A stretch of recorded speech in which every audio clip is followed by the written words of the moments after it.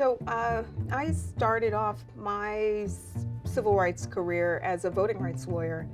I started off working for the Justice Department. Some of my first cases were down in the Deep South in places like Louisiana, Mississippi, and Alabama. I remember Bush v. Gore. I was in Mississippi on that day and remember going to bed at 4 a.m.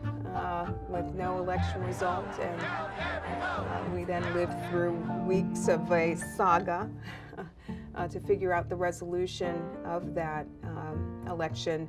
But those early days in my career as a civil rights lawyer really solidified my commitment to doing work that helps to make our nation a better place. Everything that I have seen makes clear that race continues to shape our reality in this country. All right, let's do this thing. Everybody ready? Ladies and gentlemen, the next First Family of the United States of America. We have never been a collection of red states and blue states.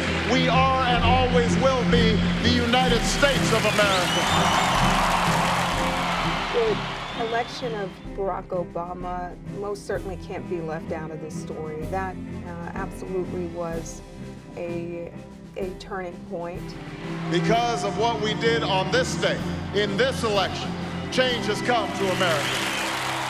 It's a moment where we have seen, this suggestion that we are now post-racial, and it's a moment where we should turn a blind eye to race, but kind of coming around the corner were these efforts to make voting more difficult. It was almost a direct response, a backlash to the election of our nation's first African American president.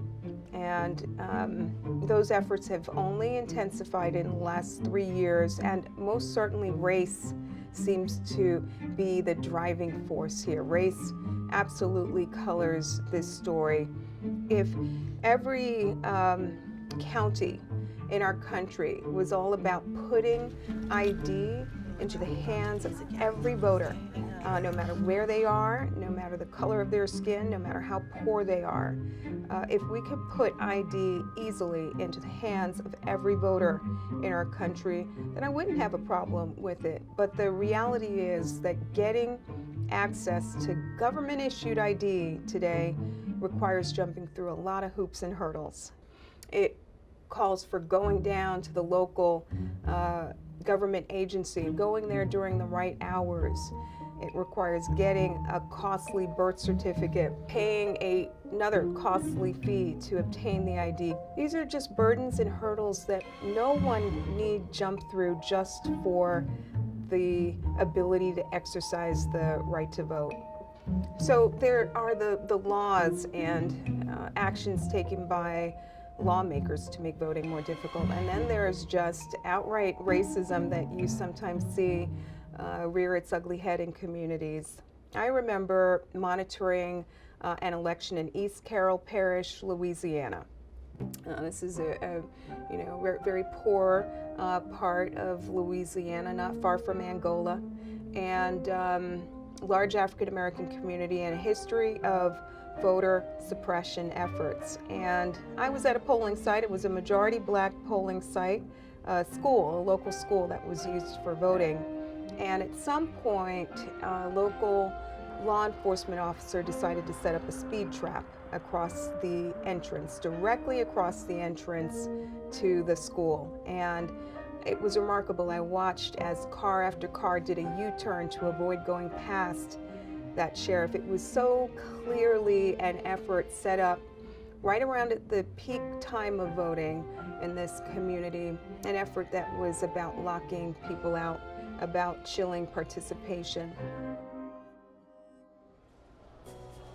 So the Election Protection Coalition, which is led by the Lawyers Committee for Civil Rights Under Law, is the nation's largest nonpartisan voter protection program of its kind. And on election day, what you will see are hundreds of legal volunteers who have volunteered their time to help troubleshoot and resolve the issues and problems that we are hearing from voters across the country on Election Day.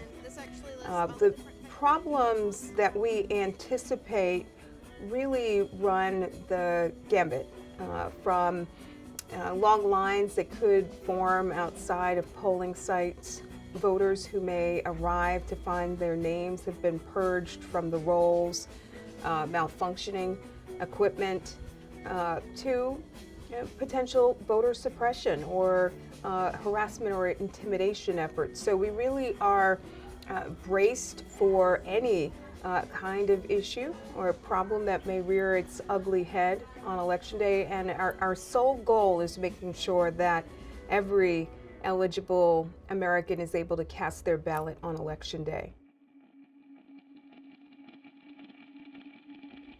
The right to vote has transformative power and potential.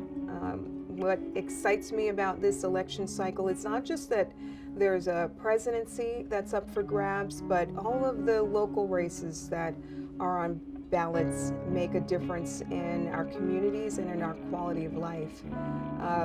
When we think about the Black Lives Matter movement and all of the mobilization around criminal justice issues, it's really important to remember the power of the ballot as a tool for reform and change, right? So many mayors elect police chiefs.